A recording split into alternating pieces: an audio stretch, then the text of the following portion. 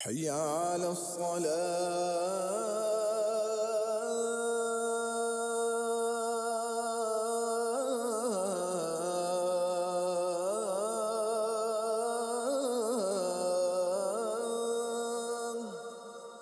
بعض لوگ کہتے ہیں کہ اگر سترہ کسی نے نہیں رکھا ہوا تو پھر کتنی مسافت سے آپ گزر سکتے ہیں؟ پہلی بات تو یہ کہ شریعت میں اس کا کوئی قاعدہ نہیں ہے کہ کتنی مسافت سے آپ گزر سکتے ہیں۔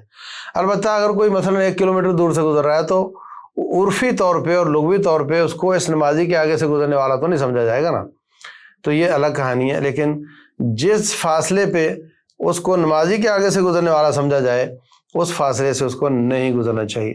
رسول اللہ صلی اللہ علیہ وسلم فرماتے ہیں کہ جو شخص نمازی کے آگے سے گزرتا ہے اگر اس کو پتہ چل جائے کہ کتنا گناہ ہے تو وہ 40 تک انتظار کرے اور آگے سے نہ گزرے۔ پوچھا گیا 40 سے کیا مراد ہے؟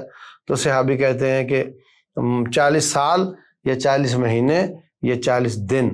تو میں کہتا ہوں 40 گھنٹے ہی ہوں، میں کہتا ہوں 40 منٹ ہی ہوں، وہ انتظار کرے جب تک نماز ختم نہ ہو۔ اگر اس کو سزا کا پتہ چل جائے تو ہمارے یہاں نمازیں چھوٹی ہو چکی ہیں، مختصر ہو چکی ہیں، اور صبر اس سے بھی چھوٹا ہو چکا ہے، تو ہمیں صبر کر لینا چاہیے۔ اسی طریقے سے گزرنے کی ڈیفینیشن یہ ہے کہ ادھر سے آیا اور ادھر چلا گیا۔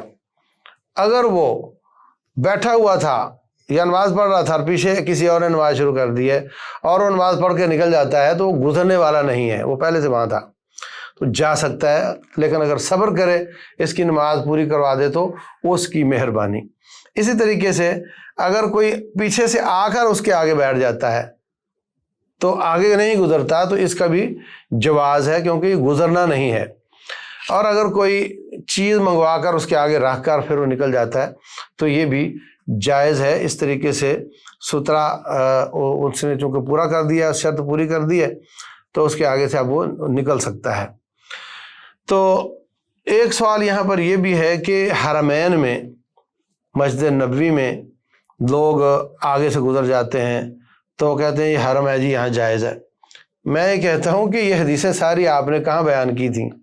اسی حرم میں بیان کی تھی نا، تو وہاں کیسے جائز ہو گیا؟ جائز وہاں نہیں ہے، کہیں بھی جائز نہیں ہے نمازی کے آگے سے گزرنا۔ البتہ اگر آپ مجبور ہیں تو مجبوری کے قاعدے ضابطے الگ ہوتے ہیں۔ اگر آپ وہاں بھی آپ کو کوئی چیز پریشان نہیں کر رہی اور آپ ریلیکس ہیں، آپ کو کوئی جلدی نہیں ہے، تو آپ کو وہاں بھی کسی نمازی کے آگے سے نہیں گزرنا چاہیے، اور وہاں بھی نماز پڑھنی چاہیے کسی تھرموس کے پیچھے، کسی پلر کے پیچھے، تاکہ آپ کی نماز سلامت ہو۔ اور وہاں بھی اگر کوئی گزرنا چاہتا ہے تو آپ آگے ہو جائیں۔ نبی صلی اللہ علیہ وسلم کے آگے سے بکری گزرنا چاہ رہی تھی، آپ اتنا جلدی آگے ہوئے کہ آپ نے اپنا پیٹ مبارک دیوار سے لگا دیا، اس کو پیچھے سے گزرنے پر مجبور کر دیا۔ تو آپ وہاں بھی آگے ہو سکتے ہیں اور کسی کو نہ گزرنے دیں، اور ہم وہاں رہیں اللہ کے فضل سے، اور ایسا کرتے رہیں۔ تو کوئی کسی قسم کی جواز کی شکل نہیں ہے کہیں بھی۔ البتہ جہاں آپ مجبور ہیں، پیشاب وشاب آیا ہوا ہے، یا آپ کا قافلہ چھوٹنے جا رہا ہے، کچھ ہے اور آپ کو گزرنا پڑ رہا ہے، تو اللہ تعالیٰ معاف کرے گا۔ وہ دیکھتا ہے کہ آپ کی مجبوری کتنی ہے، اور وہ دیکھتا ہے کہ آپ کا عمل کیسا ہے۔ واللہ اعلم۔